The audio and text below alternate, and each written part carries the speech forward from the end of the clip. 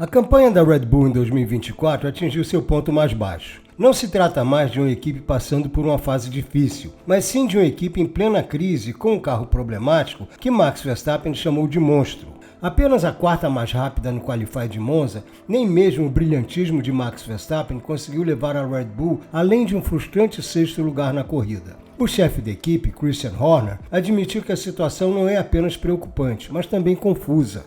E embora possa haver finalmente uma luz no fim do túnel, ver essa luz e alcançá-la são coisas bem diferentes. E a Red Bull não sabe quanto tempo isso levará.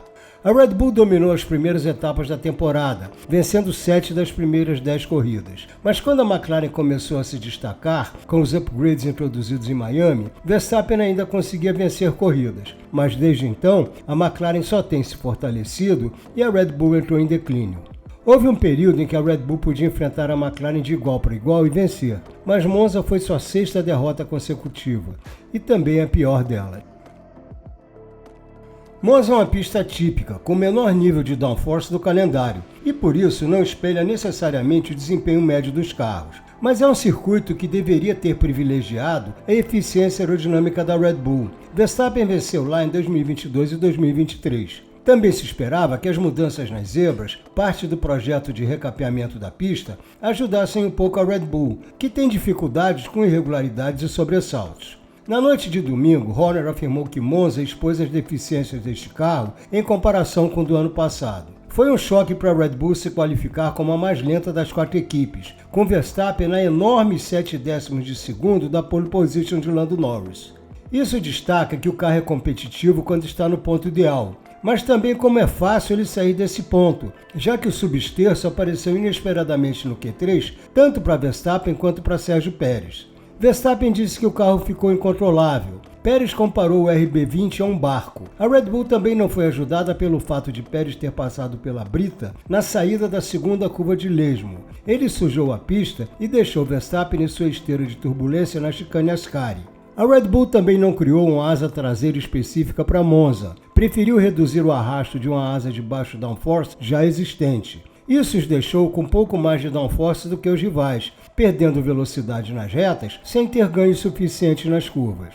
Na corrida, os dois carros largaram com pneus duros, enquanto os adversários preferiam os médios, mas não puderam estender muito o primeiro stint por causa do desgaste e tiveram que mudar para uma estratégia agressiva de 2 paradas. Mas mesmo sem precisar se preocupar com a gestão dos pneus, não tinham ritmo. As frustrações de Verstappen foram agravadas por um pit stop lento e um problema com energia, que se esgotava antes do final das retas, o que expôs ainda mais como a infalibilidade anterior da Red Bull desapareceu em todas as áreas. A Red Bull estava tão confiante com o design e o desenvolvimento do carro nos 2 primeiros anos desse regulamento que é quase incompreensível para ela estar em uma situação tão caótica. Desde o início, o RB20 não apresentou todos os ganhos de desempenho que se esperava. Houve melhoras em curvas de baixa e média velocidade, mas o desempenho em curvas de alta não foi o esperado. Além disso, há os problemas com as zebras, uma limitação que remonta a 2022 e de que Verstappen sempre reclamou, mas que não se esperava que virasse um problema tão grande. As rachaduras já estavam aparecendo antes das férias de agosto, notadamente na Hungria, onde Verstappen ficou furioso durante toda a corrida. Mas foi em Zandvoort e Monza que a verdadeira extensão da crise veio à tona. O problema persistente é o fraco e sempre instável equilíbrio do carro. Pérez descreve isso como uma desconexão no equilíbrio. O carro pode ser rápido em alguns momentos, mas não de forma consistente. A frente e a traseira do carro não parecem trabalhar juntas e o comportamento fica imprevisível. Até mesmo para Verstappen é difícil confiar no carro, porque quando o problema é resolvido, surgem as saídas de frente, que Verstappen odeia. Verstappen tem pressionado a Red Bull por meses para que ela melhore o carro, e seus avisos sobre problemas específicos vêm de muito tempo.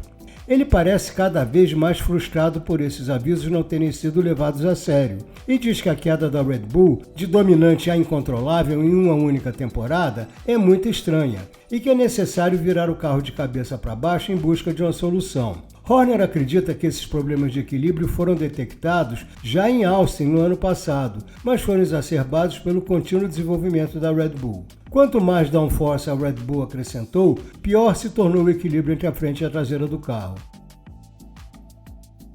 Na tentativa de desfazer esse erro de desenvolvimento, a Red Bull realizou vários experimentos nas últimas corridas. Em Zandvoort, testou assoalhos diferentes nos treinos, mas Verstappen decidiu voltar para o piso do início da temporada no TL3 e usá-lo na corrida. Entendemos que isso aconteceu sem que ninguém na fábrica fosse consultado. Foi o desejo de Verstappen de redescobrir o equilíbrio do carro no início da temporada. Mas não funcionou. O piso mais novo usado por Pérez era cerca de 0,2 de segundo mais rápido. Além disso, o equilíbrio do carro de Verstappen estava completamente fora de controle em Zandvoort. Os experimentos continuaram na sexta-feira em Monza, onde se usou de novo o piso antigo, conjugado com a cobertura do motor antiga, de baixa pressão aerodinâmica, para coletar mais dados. Mas no sábado, os dois pilotos estavam com piso mais recente. O lado positivo é que a Red Bull acumulou muitos dados desses experimentos. O lado negativo é que medidas desesperadas indicam tempos desesperados. Também foi admitido que é um problema de correlação na Red Bull. Os dados do túnel de vento não necessariamente coincidem com os dados da pista. Horner admite que as limitações do túnel são a razão pela qual a Red Bull está investindo em um novo, mas insiste que não é essa a causa dos problemas que está enfrentando agora. Há também a dúvida da Red Bull ter sido prejudicada pela ausência de Adrian Newey, que se afastou da Fórmula 1 em maio, quando sua saída foi anunciada. E Newey não é o único executivo sênior a ter saído. Perder o Rob Marshall para a McLaren também pode ter tido consequências. Embora Newey não fosse o líder técnico no dia a dia, sua contribuição era decisiva para definir a direção do design da Red Bull. Horner é categórico ao afirmar que o afastamento de Newey não teria impactado a Red Bull tão significativamente, tão rapidamente. Verstappen também duvida disso, mas ele destacou que no ano passado a Red Bull tinha o carro mais dominante de todos os tempos, e nós basicamente o transformamos em um monstro. E houve rumores no início da temporada de que o RB20 foi numa direção com a qual o Newey não estava totalmente de acordo. Então a Red Bull teria se saído melhor com algo aprovado por Newey? E a solução dos problemas está sendo prejudicada pela ausência de sua mente pragmática, orientada pela engenharia? Há claramente várias camadas de problemas, mas vale a pena notar que quando se trata de sugestões de que a Red Bull foi prejudicada por ser forçada pela FIA a mudar algo em seu carro, experimentos como os que foram vistos nas últimas corridas não seriam a consequência. A Red Bull está tentando ativamente redescobrir o equilíbrio que o carro tinha no início do ano. Uma tarefa inútil se a equipe soubesse que era o resultado de uma mudança forçada, como a proibição da frenagem assimétrica. A Red Bull claramente está em apuros técnicos. A questão é a gravidade. Pode ser que na próxima corrida, no Azerbaijão, a Red Bull adicione um monte de peças novas e volte ao topo, mas não é provável. Pérez diz que a Red Bull não tem uma solução rápida e que o plano é tirar o melhor do que eles têm. Pelo menos havia uma sensação na equipe de que esses fins de semana complicados, após as férias de agosto, ajudaram a alcançar alguma clareza na direção técnica a seguir.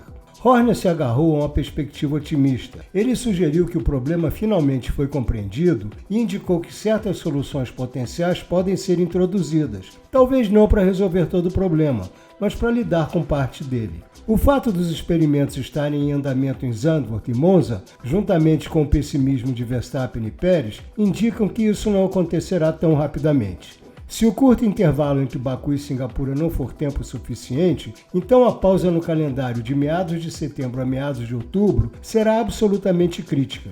Talvez o que possa ser resolvido no curto prazo seja o suficiente para este ano, antes de uma reformulação maior para o RB21 em 2025. A Red Bull precisa de uma solução real, e para isso pode ser necessário não apenas mudar o piso, mas também tomar algumas decisões difíceis sobre iniciativas como alternar a cobertura do motor de alta downforce e o sidepod introduzido no carro de Verstappen na Hungria e também usado em Zandvoort, com a versão de baixa downforce usada em Monza, são uma boa ideia.